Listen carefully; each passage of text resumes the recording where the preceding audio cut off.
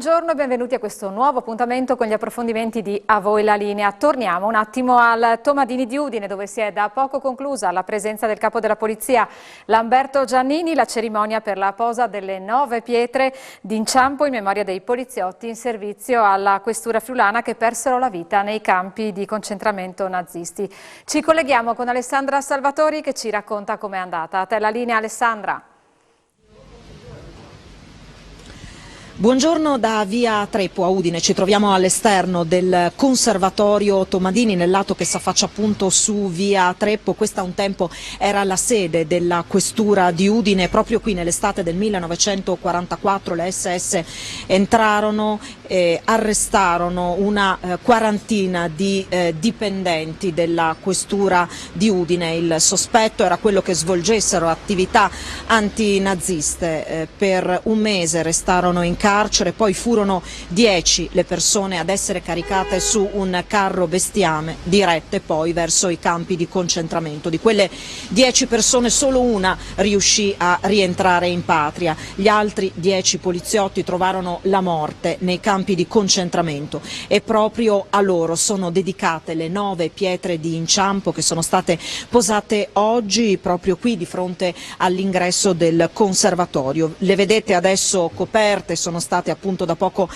cementate. Queste assi di legno sono a protezione delle 9 pietre di inciampo. Alla cerimonia ha preso parte anche il capo della polizia, il prefetto Lamberto Giannini, che innanzitutto ha voluto ringraziare la città di Udine per quanto fatto, per questa cerimonia, per la volontà di ricordare il sacrificio di quei 9 poliziotti e attraverso loro anche delle tante altre vittime dell'Olocausto e non solo. Il capo della polizia poi ha sottolineato quanto sia importante ricordare proprio in questo momento in cui ancora una volta, nonostante nessuno se l'aspettasse, l'Europa si trova a dover fare i conti ancora una volta con la guerra.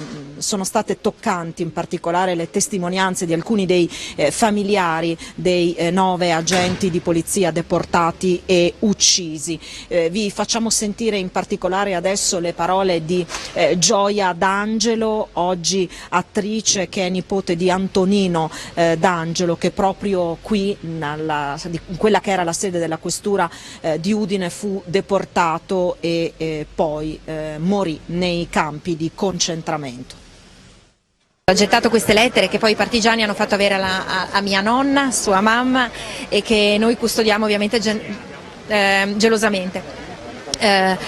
Ho pensato anche di rispondergli in questa occasione. È un'importante eredità, è un'importante testimonianza il loro contributo, e quindi in qualche modo volevo fargli sapere oggi in questa occasione che loro adesso sono eterni, il loro sacrificio, il loro nome è nella pietra, è eterno, e questo in qualche modo dà un parziale senso a questo loro sacrificio. Lei ha detto che le sarebbe piaciuto dire a suo nonno che la lezione in qualche maniera l'abbiamo imparata. Purtroppo quello che succede attorno a noi fa pensare qualcosa di diverso. Sì, purtroppo sì, ed è importante che queste pietre siano un inciampo fisico, morale, un inciampo che ci aiuti a ricordare alle nostre memorie labili, alle nostre vite frenetiche, come ho detto, al nostro scordarci quotidianamente la storia, come se fosse una sorta di difesa. E invece no, queste pietre, i loro nomi, le loro storie, le loro parole devono restare, disturbare, ricordarci qual è la strada da intraprendere. Sono tantissime purtroppo le storie da raccontare, molto spesso rimangono nell'ambito familiare. Ecco, queste pietre d'inciampo che potrebbero sembrare un nulla diventano invece importanti perché questa sia una memoria non familiare ma una memoria condivisa, perché abbiamo capito, e lo abbiamo capito anche oggi, quando mai ce lo saremmo aspettato, quanto sia importante il monito. Sì, è una memoria che appartiene a tutti, è una strada, una luce, una direzione. Come ho detto anche prima, resistere è tante cose, non è solo combattere, non è nemmeno stato il caso del nonno che passava informazioni, cercava in qualche modo di avvisare la popolazione in pericolo, ma resistere è tante cose. Quello che ha fatto mia nonna, aspettarlo tutta la vita, è leggere, studiare, informarsi, fare nel piccolo ogni giorno qualcosa nella giusta direzione. Ecco, questo credo che sia un contributo che possiamo dare tutti, senza dosi di coraggio incredibili, ma scegliere da che parte stare. Ecco, questo è il minimo che credo si debba richiedere. Si parla ovviamente degli ebrei, di quello che è stato, no? che è terribile ovviamente per proporzioni, per numero e per quello che è accaduto, le motivazioni, ma non si parla mai abbastanza dei prigionieri politici, cioè di chi ha scelto da che parte stare, e anche il loro contributo ha in qualche modo distrutto e rafforzato le loro famiglie, e il loro sacrificio non deve cadere nel vuoto, non deve essere vano. Ecco, da qui anche la responsabilità poi che hanno i familiari di portare avanti, no, questi valori. Lo avete fatto anche voi nella vostra famiglia, magari in maniere, in forme diverse, ma è stato il vostro impegno. Sì, tutti noi in famiglia abbiamo cercato, chi più chi meno, insomma io parlo per me umilmente, ognuno cerca di fare un contributo. Certamente la nonna ha fatto, sua moglie, la moglie del commissario Antonino D'Angelo, ha fatto di tutto per far studiare i ragazzi, perché è quello che lui ha chiesto di fare a sua moglie, di farli studiare, di farli laureare. Mia mamma è stata un medico brillante, un primario, mio zio è diventato ingegnere al Politecnico di Torino. Tutti abbiamo in qualche modo resistito. Le chiedo un'ultima cosa: che significato ha allora un evento come quello di oggi, alla presenza anche del capo della polizia, per ricordare il sacrificio di suo nonno e degli altri poliziotti che nessuna colpa avevano naturalmente, ma che hanno appunto sacrificato la loro vita anche per i loro ideali, per i loro valori? È importantissimo, il nostro unico rammarico è che la nonna non sia qui, dopo anni di silenzio, perché queste persone sono sparite nel nulla, è sparito il loro pensiero, le loro idee, il loro corpo, sono spariti, non si è più avuto traccia e non si poteva nemmeno chiedere nulla, non c'erano ovviamente i mass media, e non c'era la possibilità, anche l'ambiente è rimasto corrotto per moltissimi anni, quindi silenzio, non si poteva più osare nemmeno sperare e chiedere. Quindi io credo che adesso tutto questo rumore, in senso metaforico, sia fondamentale, importante. È importante ricordare, prendere posizione, è importante destare alta attenzione su questo e tutte le ingiustizie che ci sono. Voltiamo adesso pagina e passiamo ai temi della pandemia, perché questa mattina il vicepresidente della Regione Riccardo Riccardi è intervenuto sul tema delle mascherine, rimandando la decisione al mondo scientifico, e sulle quarte dosi per i soggetti fragili ha lanciato un appello. Lo ascoltiamo. Oggi ci sarà il ministro Gelmini a Trieste, la incontrerà, avrete modo anche di parlare delle mascherine, visto che oggi gli esperti dicono calma un attimo perché i dati dei contagi sono ancora alti. A parte il ministro, l'ho visto anche nei giorni scorsi, sicuramente è un tema all'ordine del giorno, ma credo per le posizioni che noi abbiamo, anche il nostro partito ha su questo. Noi siamo rigorosi su quelle che sono le indicazioni che la scienza ci dà, non è che ci mettiamo a fare delle discussioni di tipo politico attorno a questo.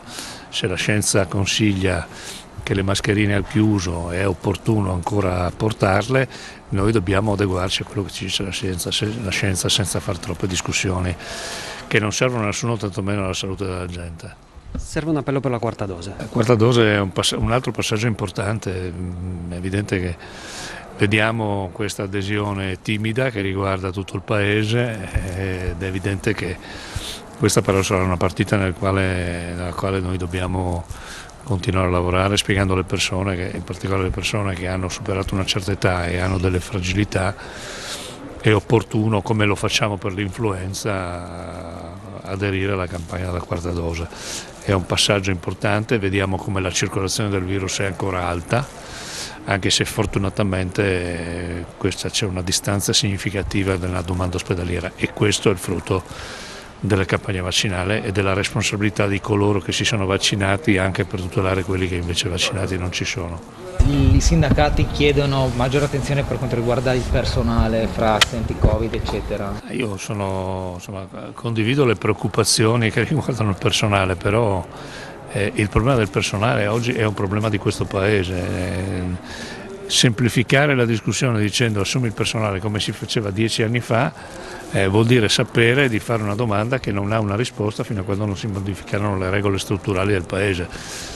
Le regioni tutte, quindi senza appartenenza politica, hanno presentato un documento importante di circa 40 pagine al governo, nel quale vengono chieste una serie di cose che devono modificare le regole che presidiano il personale, perché questa è la vera emergenza. Quando discutiamo di rifondare il Servizio Sanitario Nazionale dobbiamo partire da un grande investimento sul capitale umano e anche la modifica di alcune condizioni, a partire dal rapporto con le strutture universitarie per la formazione del personale, che per troppi anni non si è fatto sbagliando, e oggi ne paghiamo le conseguenze. Ed è arrivato il momento di una breve pausa pubblicitaria e ci ritroviamo subito dopo.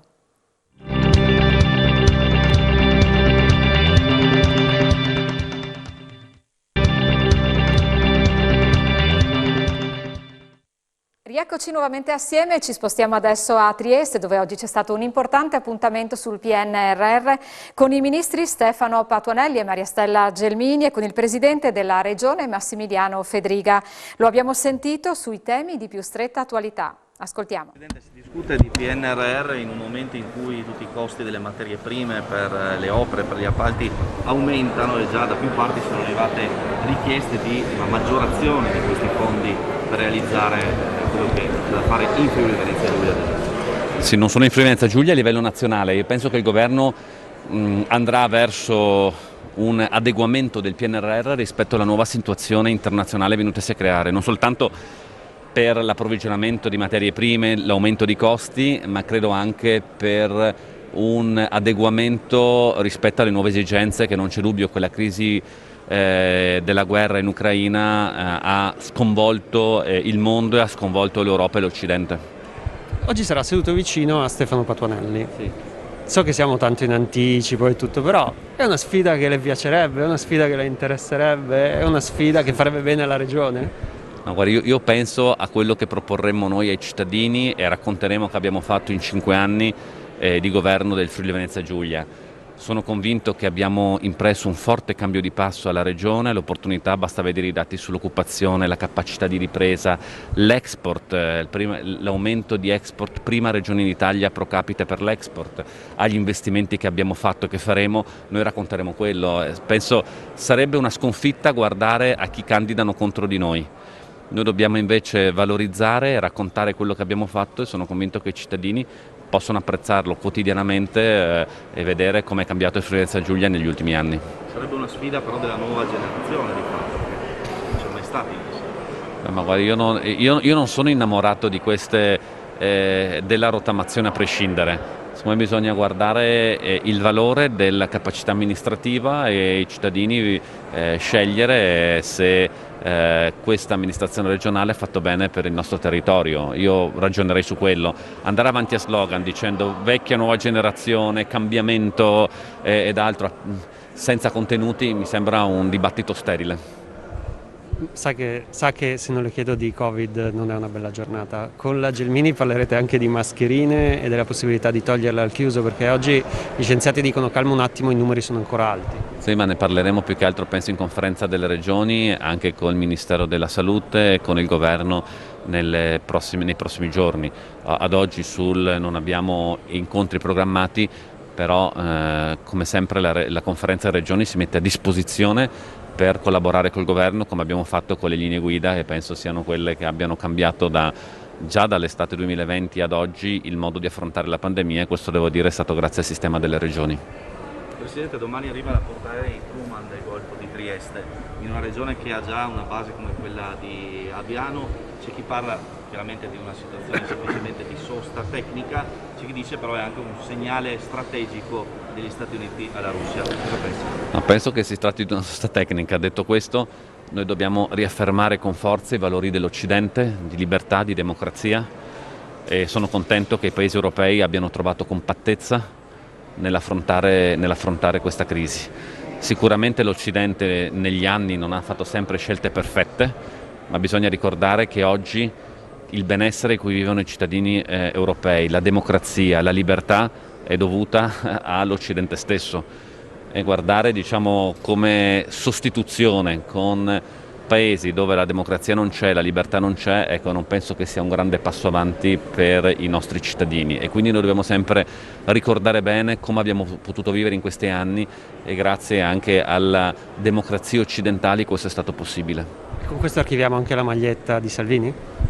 Ma io penso che chi ha dialogato con Putin negli anni pregressi ha fatto una cosa buona, cercava di portare Putin nell'alveo occidentale, e noi sarebbe stato sbagliato non provare nemmeno e consegnare Putin e la Russia a altre parti. Purtroppo devo dire che evidentemente c'è stato un tradimento di queste aspettative da parte del governo russo.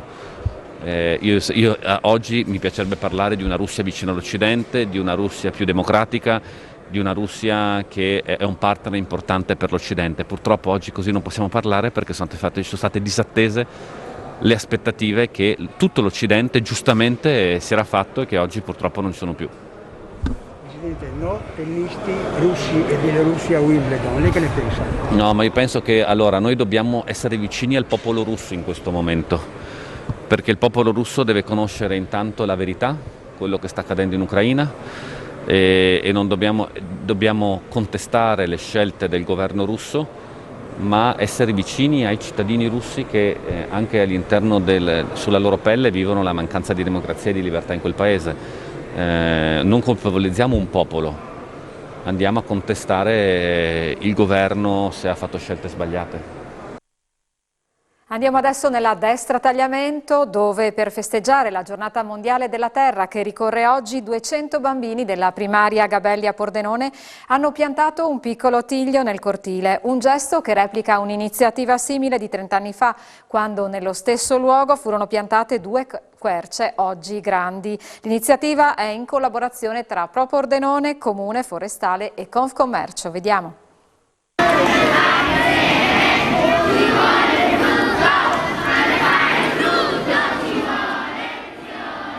Circa 200 bambini della scuola primaria Gabelli di Pordenone hanno festeggiato la 52esima giornata mondiale della terra piantando nel cortile della scuola un tiglio che pian piano vedranno crescere, un gesto che ha voluto replicare un'identica iniziativa svolta tra il 1991 e il 1992, quando alla Gabelli furono piantate 2 querce oggi grandi. I bimbi hanno cantato e ricordato l'importanza dell'ambiente. Loro sono tanto sensibili al tema dell'ambiente e a scuola si lavora tanto per rendere questa sensibilità poi in azioni concrete, dalla raccolta differenziata dei rifiuti al rispetto dell'ambiente, per cui oggi ricorre il trentennale di questa bellissima esperienza fatta nel 1992, in cui i bambini di quella volta adesso sono diventati adulti e magari hanno anche figli adesso a scuola, per cui ci sembrava veramente un momento di festa, di condivisione, e anche la pioggerellina di questa mattina ci permette di ringraziare, no? Di apprezzare anche momenti così importanti. È importante anche il lavoro che fanno le insegnanti tutti i giorni con questi bimbi. Assolutamente, è merito loro e della loro azione quotidiana se i bambini apprezzano anche poi gesti come l'importanza del rispetto dell'ambiente, quindi il loro lavoro in primis soprattutto. Io le ringrazio, sono molto grata. Un'iniziativa proposta dalla Pro Pordenone in collaborazione con il Corpo regionale della Forestale, l'assessorato all'ambiente del Comune, che ha pronte nuove iniziative. I bambini sono il nostro futuro, inteso anche proprio di tutela nostra, perché loro hanno la sensibilità, avranno le conoscenze, avranno l'amore, io credo, per questa terra, e sono la nostra speranza veramente, perché noi adulti non è che gli abbiamo lasciato tante cose proprio buone. Oggi sarà anche una giornata particolare, l'avevo detto in campagna elettorale che la mia idea era, avallata naturalmente dal sindaco, di trasformare i cortili scolastici, che troppe volte assomigliano più a delle caserme che a dei veri giardini, in giardino. La buona notizia è che partiamo con le progettazioni e oggi chiederò ai bambini delle Gabelli, poi a quelli di tutte le altre scuole, di disegnare il giardino che vorrebbero e questo verrà tenuto conto nella progettazione. Un bel appuntamento, insomma, anche per i piccoli. Direi di sì. Direi. Renderli protagonisti. Renderli protagonisti perché è giusto. Allora, il verde scolastico ha una progettazione particolare che segue dei canoni, ma siccome a viverlo sono i bambini e saranno i bambini, bisogna ascoltare quello che loro vogliono. La giornata mondiale della terra esiste da tantissimi anni, ma mai come adesso è importante cercare di fare attenzione, di porre attenzione alla tutela dell'ambiente e allo sviluppo sempre maggiore di quelle che sono le forme per il contenimento della modificazione climatica e quindi ridurre il più possibile le emissioni di CO2. Niente più di un albero nuovo piantato può contribuire ovviamente all'assorbimento di CO2 e alla trasformazione di CO2 in ossigeno, molto più utile per tutta la vita sulla Terra. In questo senso il Corpo Forestale ovviamente ha dato il suo minimo contributo fornendo una piantina simbolicamente da mettere a dimora, ma è pur sempre un albero in più, insomma. In questo senso il nostro intervento oggi è un intervento simbolico. Naturalmente il Corpo Forestale con i vivai che ha a disposizione, 2 vivai gestiti dalla Regione, fornisce piante da mettere a dimora, piante arboree e arbustive da mettere a dimora non solo alle associazioni o agli enti pubblici come in questo caso,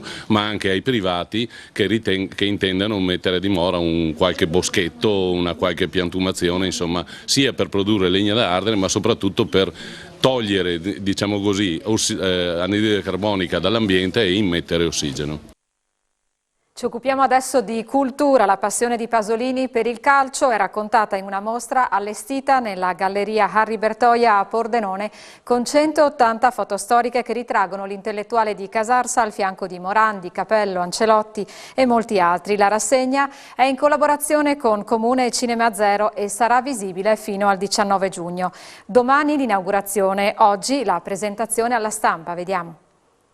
La solitudine dell'ala destra, questa mostra in Galleria Bertoia nell'ambito delle celebrazioni per i 100 anni di Pasolini, nel ciclo Pasolini e il calcio, mostra curata da Piero Colussi, ecco una mostra che raccoglie insomma tutta la passione che Pasolini aveva per il pallone.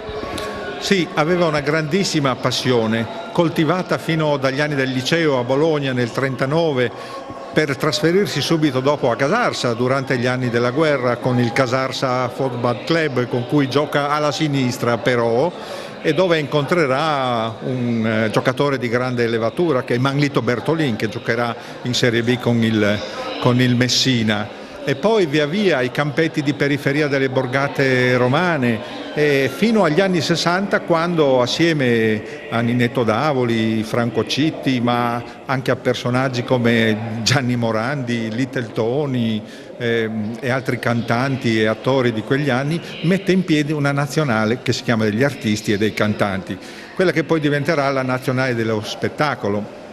E con questa squadra attraverserà tutta l'Italia, giocheranno allo Stadio Flamino piuttosto che al San Paolo di Napoli, ma anche in campetti dei quartieri romani o i campetti come quelli di Grado.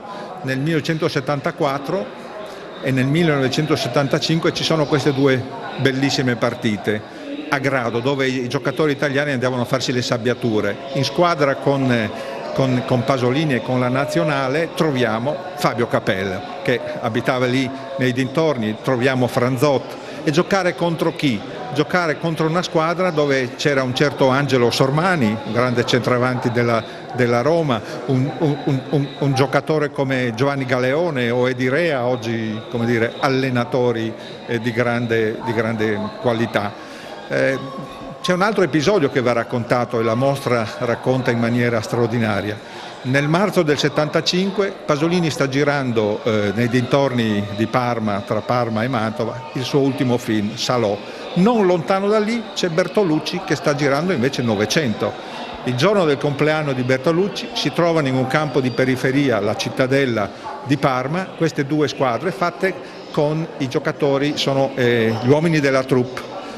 Vince inaspettatamente la squadra di Novecento con grande arrabbiatura di Pasolini che accusa Bernardo Bertolucci, che è un amico, di aver avuto degli stranieri che hanno dato una mano per vincere con un quoziente di reti così importante.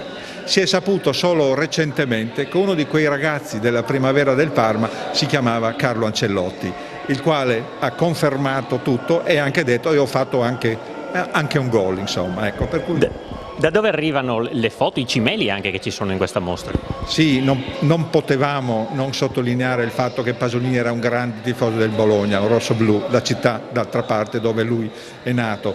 Abbiamo delle maglie, abbiamo le medagliette di queste partite, abbiamo una serie di cimeli, compresi dei filmati straordinari, cinegiornali luce dell'epoca, uno spezzone di Comizi d'amore, un film in cui lui nel 64 intervista proprio la squadra del Bologna, intervista il suo mito Giacomo Bulgarelli, intervista Pascutti, grande giocatore friulano del Bologna. Le foto arrivano da questi fotografi e da queste agenzie che hanno conservato queste foto. È stato un lavoro di ricerca pazzesco, sono 130 foto, è la più grande mostra mai allestita su questo tema, e credo che la ricerca darà ancora frutti, perché in questi campetti c'era sempre un fotografo, come a Casarsa nel 41, quando la partita contro l'Aurora Rorai viene documentata con una foto di un fotografo che ancora non sappiamo chi fosse. Insomma. Per cui è stato un grande lavoro di ricerca ed è uno spettacolo che divertirà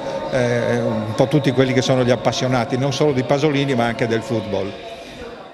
Questo era l'ultimo servizio, io vi ringrazio per essere stati con noi e vi auguro un buon pomeriggio.